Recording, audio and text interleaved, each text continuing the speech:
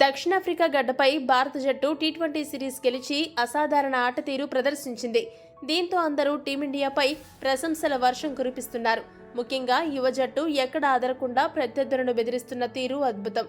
ఇదిలా ఉంటే ఈ సిరీస్లో వరుస సెంచరీలతో సంజు సామ్సన్, తిలక్ వర్మ ఆడిన ఇన్నింగ్స్ పై సర్వత్రా ప్రశంసల వర్షం కురుస్తుంది.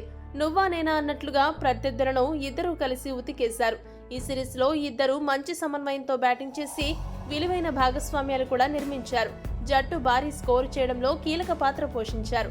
ఈ నేపథ్యంలో టీ20లలో విరాట్ కోహ్లీ, రోహిత్ శర్మల వారసత్వాన్ని ముందుకు తీసుకువెళ్లే విషయమై భారత మాజీ ఆటగాడు యువరాజ్ సింగ్ కీలక వ్యాఖ్యలు చేశాడు.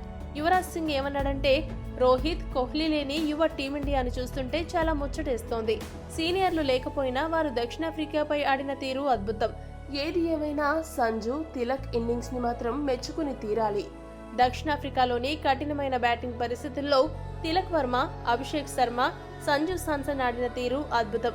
రోహిత్ లాగా దూకుడుగా అభిషేక్, సంజు ఆడుతున్నారు. ఇక one down batter Tilak Varma Kohli లాగానే యాంకర్ రోల్ పోషిస్తూ తన బ్యాటింగ్ లో ఫైర్ చూపిస్తున్నాడు.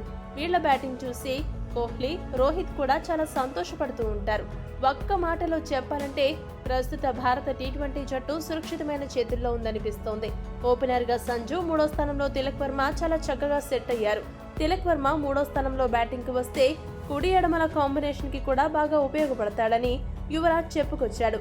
యువరాజ్ చేసిన ఈ వ్యాఖ్యలపై మీ అభిప్రాయాన్ని కామెంట్ చేయండి. మరిన్ని స్పోర్ట్స్ అప్డేట్స్ కోసం మా ఛానల్ ను సబ్స్క్రైబ్ చేసుకోండి.